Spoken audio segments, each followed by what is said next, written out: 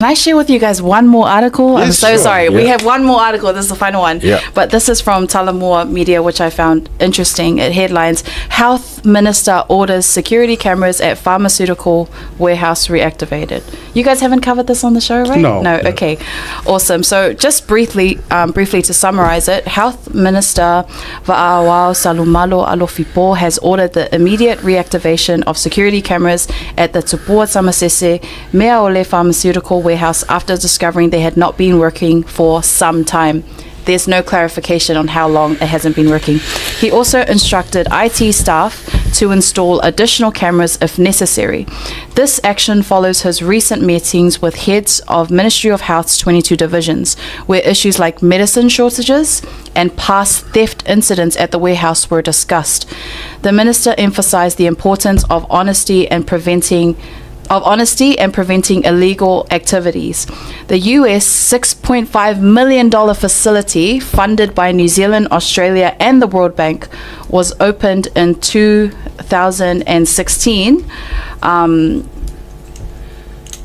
it was opened by Prime Minister Tuila Epa to allow government to buy, store and maintain better quality and larger quantities of medicine.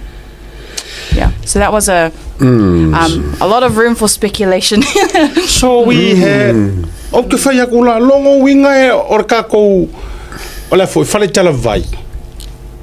What level pe camera le ola. There's no reason lenga pe camera. Yes. Nga pa me lenga pe camera ka kala nga o ia me fai trucks. Le ki o ke le kama teri re yai. Ne ki o. Security cameras, security cameras because langa security cameras. E mawari nga o ingo o me fai me le kukai me ole. And also considering the amount of money that's gone into this facility by other countries, having no security cameras is very concerning. It's not something that should be taken lightly. No. Sila foi la se mai dunga le tale misa. Well, this is one of the news updates in Talando. Ayalanga le pe in the line.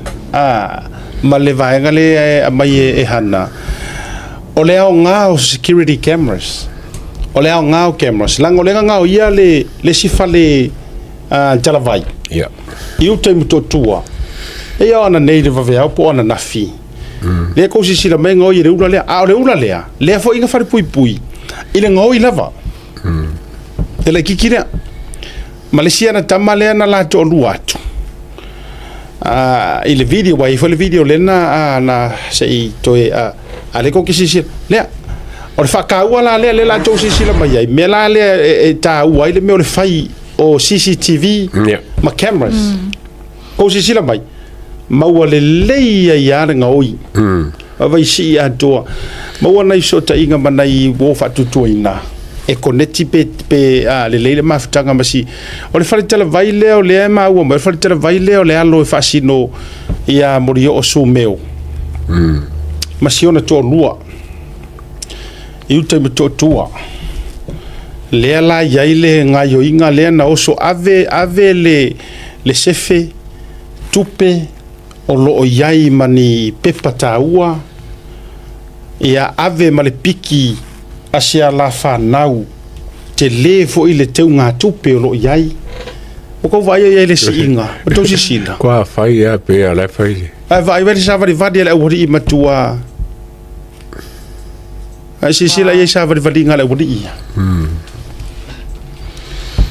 ia E mo camera fa foi, ele mo camera con o farkal vai. ia Exactly. And I think another important key information is to know how long it's been off for. Yeah, o tau sisila la. Ale la tau mai I le tato ile atik. So what do you think of the story itself? What was the story reporting balance and bringing out the fact and the truth for the people to know? Yep. I think Langi was written by Langi. I think it was presented well. It does leave a lot of room for speculation, but it puts a lot of interest to get more truth and clarity around the systems within, we've seen the state of our hospitals and our healthcare in Samoa. These things are important for the people to know. So we need those kinds of equipment, tools on for everyone in Samoa. Yeah. mana ia mo palengi o tustala wa pe le unga lea ole walanga asa o ma vakusa e mala malama foi me fa faingo fi tanga tali to yeah ole mo kwa maya nga hana I like that because langa le sa oi hana magai la mengor kala ai lo kavanga la poran me kong fai ya mana ia malo foi le tulanga o lau foi nga ruenga e le faingo fi ya final words before ka fa ma vai ai I lunga proclame mal tato media watch. No, thank you everyone for tuning into Media Watch. I hope you have been enjoying it. More to come. Let us know on the Tatau page if you want us to cover anything. Send in your requests, leave some comments. But have a great afternoon. Thank you for joining us.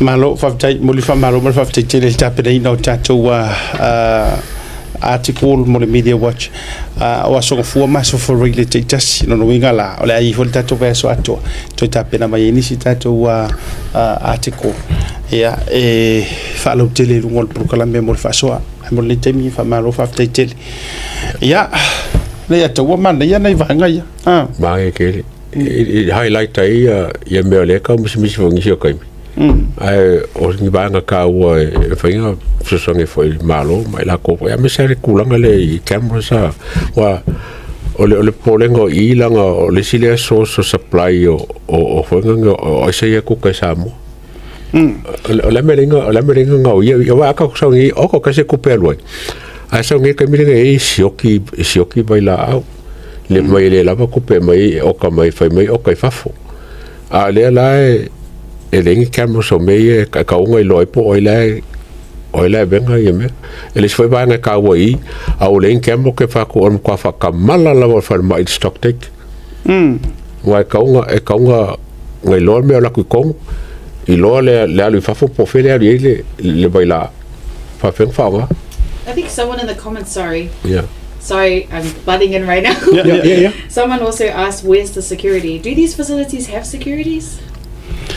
Ele tele tonunga so I don't know what to I miss wa le fale tele vai le o le pharmacy le I utai moto tua ia utele wa ka uro pharmacies bo na o tulowa pio meina foi le ka yu ke lo ya uia but so far it's a town in securities but by the look in the video len so nei security ko nga fa fo pe o ye me fa penga nga o ya kongole officer ma la ko le fa ye me ya finkara nga lo security menga ia o le fata wala o nei va nga uma pe na tatou fa so ai o fa ngonga la fa tai lo fio kan bigiska o se fo marolo ina fa tai na u avela lau polo inga ile tanga ruenga se fo marolo ina ko fa ola ker le ki o winga for stock take matua I take advantage lava